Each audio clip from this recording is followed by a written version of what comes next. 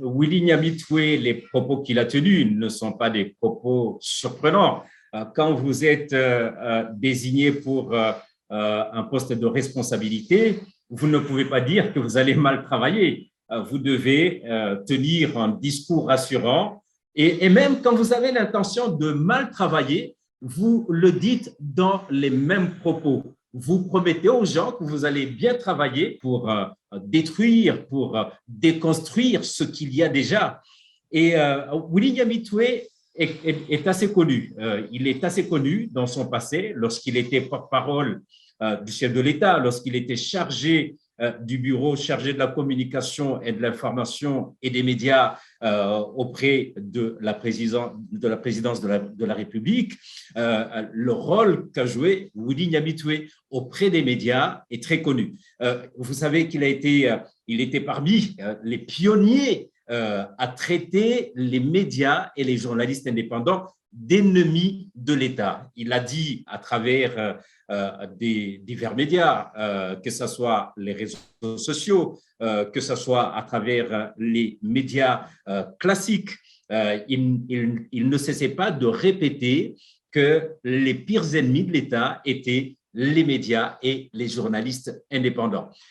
Deuxièmement, l'on sait que Willy Nyamitwe est directement impliqué dans le mauvais traitement qu'ont subi certains journalistes qui ont été battus par des agents de l'État, la police notamment, ou les services de renseignement, des journalistes qui ont été torturés jusqu'à être hospitalisés. Il est impliqué directement dans beaucoup de cas de journalistes qui ont connu de mauvais traitements qui ont poussé d'ailleurs la plupart d'entre eux à fuir le pays. Et puis, la troisième chose, il a dit qu'il allait s'inscrire dans la ligne de ses prédécesseurs.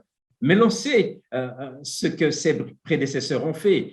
C'est d'abord les imiter dans la mauvaise voie qu'ils avaient empruntée, notamment dans la discrimination des médias et des journalistes. L'on sait qu'il faisait la séparation ou la ségrégation entre certains journalistes qu'il considérait comme étant les vrais journalistes et d'autres journalistes qu'ils écartaient parfois pour aller couvrir ceci ou pour aller couvrir cela ou pour l'accès à la carte de presse, etc., etc.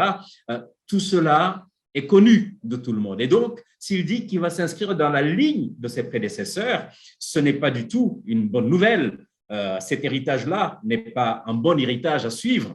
Mais bon, c'est tout à fait normal qu'il puisse le dire dans ce sens parce que de toute façon, ils sont de la même tendance, que ce soit dans les faits ou dans la politique.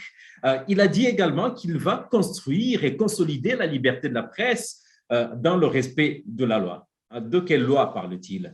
De la loi de la presse? Laissez-moi rire.